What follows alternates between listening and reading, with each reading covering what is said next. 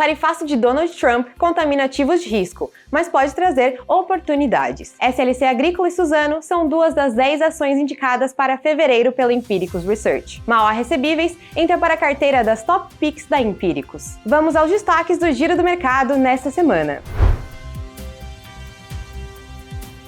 O novo presidente dos Estados Unidos não saiu dos holofotes 3 semanas após tomar posse. As medidas de Donald Trump, há bastante tempo conhecidas, continuam movimentando os mercados globais, seja positiva ou negativamente. Depois das indas e vindas quanto ao chamado tarifaço a produtos do Canadá, México e China, o único que realmente está em vigor é o do país asiático. Mesmo assim, a movimentação causou estragos aos ativos de risco e até as criptomoedas vieram a desvalorizar fortemente. O Ether chegou a cair 17% em um amplo movimento de afastamento de ativos de risco.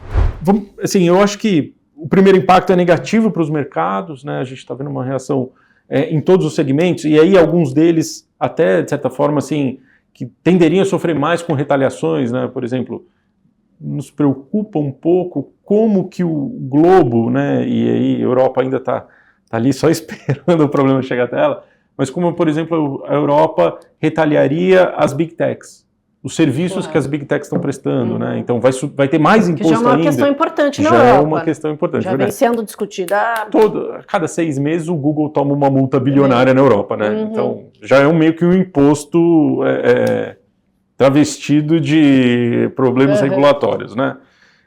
E que é uma crítica do Trump, inclusive, né? Fala assim, toda hora vocês estão batendo o coitado da Alphabet lá, de uma forma que talvez não devesse acontecer. Mas, enfim. Então, olhando para as bolsas, a gente pega esse espectro das Big Techs, talvez eles sejam os mais, assim, as empresas que muito provavelmente vão sofrer algum tipo de retaliação. Que eu acho que, se acontecer, é extremamente negativo para as regiões que retaliarem. Porque, no final das contas, é o serviço que vai ficar mais caro, é a falta de desenvolvimento tecnológico, é uma estratégia que é um tiro que sai pela culatra, mas pode acontecer. Em termos de exportação americana para os demais países, tem muita coisa americana, óbvio, que vão para fora, mas os Estados Unidos exportam muito serviço, né? Então é mais difícil de você conseguir provocar uma retaliação mais clara. A maior parte de manufatura vem lá da China, enfim, se sobe o preço dos Estados Unidos, acaba subindo o preço no resto do mundo, é meio que natural, assim, acaba empurrando um pouco de inflação para o resto dos mercados, né? Então, não muda muito o jogo. Mas é isso. Então, tecnologia, eu acho que assim, as Big Techs acabam sofrendo um pouco mais. Me surpreendeu um pouco os bancos americanos estarem sofrendo hoje. Assim, parecia um setor um pouco mais com salvaguardas ali, até por ter uma forte atuação dentro dos Estados Unidos. E aí, se a gente para pensar, puxa, se os Estados Unidos está tributando exportadores do seu país, isso deveria favorecer o mercado interno. E aí, puxa, os bancos são grandes financiadores dessas empresas locais, então não me parece muito razoável, até me parece uma oportunidade nesse segmento. E aí a gente vê, bom, consumo caindo bastante também, aí bem, tem uma certa... as coisas vão ficar um pouco mais caras, né? Enfim, tem todo um rearranjo ali de forças que eu acho que a gente deveria atentar. Agora, do lado positivo, e aí acaba até resvalando um pouco em Brasil, a gente está vendo o setor de commodities, né? Tanto o segmento de energia, petróleo, ouro, prata, todos eles, vamos dizer, andando bem. Ouro, inclusive, merece um destaque aqui. No ano, o ouro está subindo por volta aí dos 6% ou 7% em dólar, né? Um desempenho bastante positivo, mostrando que, assim, nessas realocações de portfólio, os investidores aqui do Ocidente têm voltado a comprar ouro para suas carteiras. Então, só para a gente ter na cabeça. Mas, enfim, as commodities andando muito bem, commodities agrícolas voltando a respirar, né? Elas foram muito mal ano passado, esse ano deram uma respirada. Algumas coisas, como, por exemplo, o cobre também, que o ano passado sofreu pra caramba, está subindo esse ano. Então, você percebe um pouco desse fluxo de recurso caminhando para as commodities. E aí, vamos lá, a gente estava até discutindo ali internamente na gestora, filosoficamente, faz sentido, né? Quer dizer, a hora que você tem uma guerra comercial ganhando monta, né? Teoricamente, o que a gente está fazendo é comprimir ou reduzir o valor da moeda fiduciária. Né? Você está tributando a moeda fiduciária, você está criando um peso morto para a moeda fiduciária. Acaba que os bens que você consegue trocar rapidamente, eles começam a ganhar preço. Né? Então, numa guerra comercial, a depender da monta, a gente provavelmente vai ver commodities em níveis mais elevados. E aí vai até um pouco contra o que o Trump quer. Quer dizer, ele vai ter que usar outros instrumentos, por exemplo, para o preço da energia, vai ter que usar outros instrumentos para derrubar o preço da energia. Né? Vamos ver qual o tamanho do canhão que ele tem de subsídios, redução de impostos, etc., para conseguir segurar esse preço da energia em especial. Diante de um cenário internacional complexo e a incerteza sobre uma possível guerra comercial, Enzo Pacheco afirmou que podem existir oportunidades para investidores. Apesar do abalo inicial, com ampla queda nas ações de empresas ligadas à inteligência artificial, o analista afirma que o mercado compreendeu que é possível evoluir no desenvolvimento das novas tecnologias. A gente conseguiu aproveitar, por causa dessa última semana, aumentar um pouco as posições relacionadas à inteligência artificial na nossa carteira. Né? Acho que 2 papéis que representam isso para fevereiro são as ações da TSM, que já é uma velha conhecida aqui das nossos acompanhantes, aqui dos telespectadores, a maior fabricante de chips do mundo. Ela normalmente ela é a única, ou talvez uma das 2, que consegue fazer em grande escala esses chips mais avançados. E aí, nessa queda brusca, o papel estava negociando até antes do DeepSeek, ali na casa dos 220, 230 dólares, porque soltou um resultado muito bom no começo de janeiro, caiu para 200, 190 dólares, e aí recuperou um pouco, mas eu ainda acho que, dado o número muito bom do resultado, a perspectiva ainda muito positiva para o primeiro trimestre, valia a pena a gente colocar o papel na carteira para janeiro. Né? A gente tirou a AMD, então ficou meio que...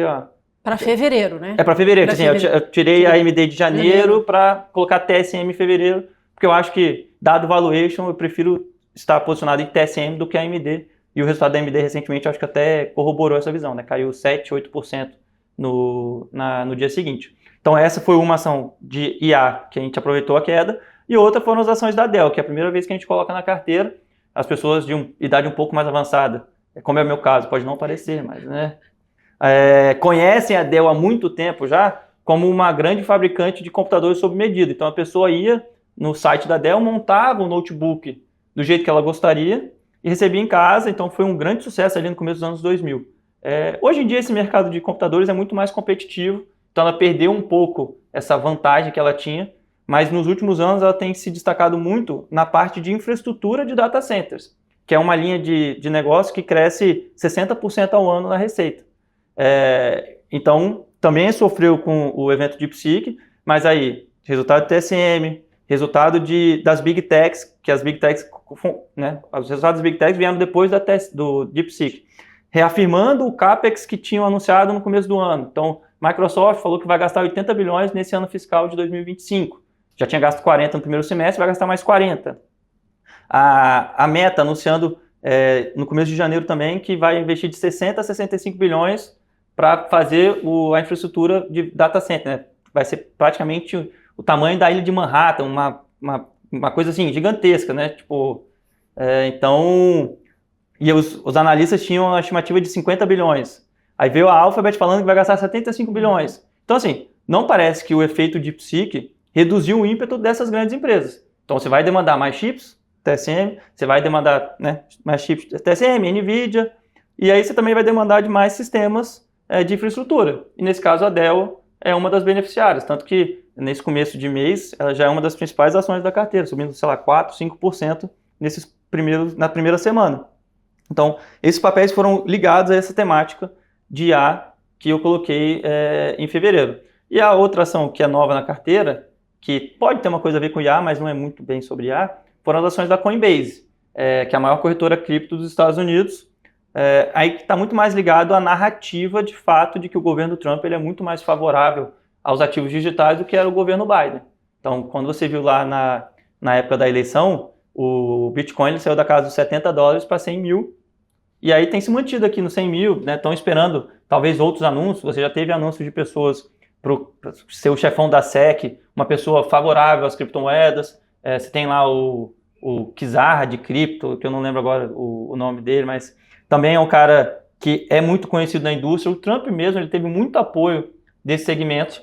Então, parece que a legislação, a regulamentação vai ficar mais favorável. Até os grandes bancos americanos, que antes eles ficavam um pouco de fora, já estão falando assim, olha, talvez a gente só está esperando ver como é que a lei se ajusta para a gente tentar entrar nesse mercado. Então, a adoção, a partir de agora, parece ser um pouco mais fácil. E eu acho que a Coinbase ela tem uma vantagem inicial, obviamente, né? Os grandes bancos entrando, vai aumentar a competição, pode ser um problema para a Coinbase. Mas ela é hoje a maior corretora americana, a maior corretora de cripto ainda é a Binance, mas ela é chinesa. Sim. Então ela pode ter alguma vantagem inicial. Talvez os bancos não queiram atuar diretamente, podem fazer uma parceria com a Coinbase. Ela é a custodiante de 17 dos 20 maiores ETFs de criptoativos nos Estados Unidos.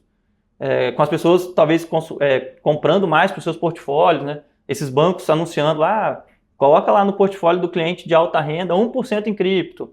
Então isso pode acabar gerando mais negócio para a Coinbase. E aí eu coloquei com uma posição pequena na carteira, porque apesar de eu gostar dessa narrativa, né, é um papel extremamente volátil.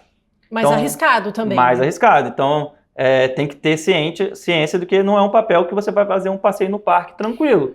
Então, já teve dias que o papel abriu 285, foi para 270, depois 290 e terminou 285. Então, assim, é um papel que demanda um pouco mais de cuidado, por isso que a gente tem uma posição pequena. Eventualmente, daqui para frente, se cair muito e a gente continuar vendo esse desenvolvimento do mercado, nada impede a gente de aumentar a nossa posição. Mas, de novo, né, sempre ciente de que é um papel que gera muita volatilidade e o investidor tem que estar bem claro disso para não, às vezes, ficar desesperado à toa. É normal você ver esses movimentos assim, intraday, né, no papel da Coinbase. Com os mercados globais à mercê das políticas de Trump, por aqui, seguimos apenas observando enquanto a temporada dos resultados começa com os grandes bancos. Itaú segue como preferência da carteira de 10 ideias da Empiricus Research para o setor. Mas no intuito de trazer mais defensividade na carteira para fevereiro, Larissa Quaresma abriu mais 2 recomendações, SLC Agrícola e Suzano. Nossa troca, né, no mês de fevereiro foi justamente para trazer ainda mais defensividade, né, dando sequência ao movimento que a gente vem fazendo ao longo de todo o segundo semestre, né, de 2024.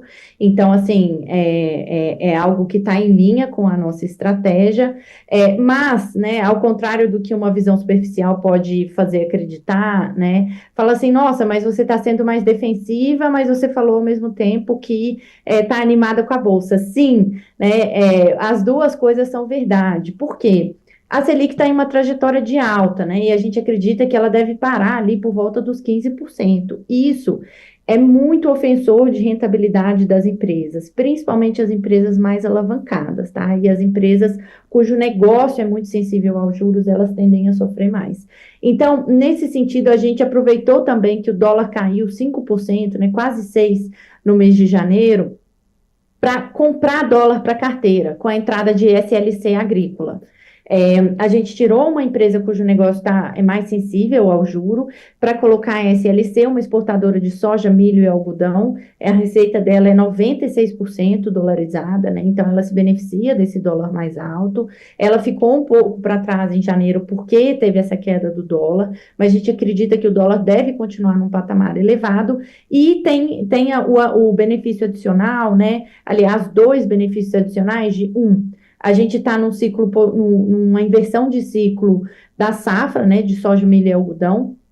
A gente acha que deve ser uma safra muito forte, essa safra que termina aí no primeiro trimestre de 2025, e como eu falei, né, essa temporada de resultados, ela vem com a importância do mercado olhar com cuidado para o que as empresas vão falar para o restante do ano. Então, isso eu acho que é uma coisa boa, essa inversão do ciclo agrícola. E número 2, nesse início de ano, a gente está vendo um comportamento muito bacana de preço dessas 3 commodities, né? Principalmente da soja e do milho. Então, isso pode ser algo que beneficia também a rentabilidade da SLC, olhando para 2025. Então, acho que foi essa troca que a gente fez. A gente continua evitando empresas muito alavancadas, não é o caso da SLC, tem uma dívida super controlada, bem baixa, inclusive, né, os indicadores de alavancagem, então a gente segue com essa estratégia defensiva, embora animados com bolsa.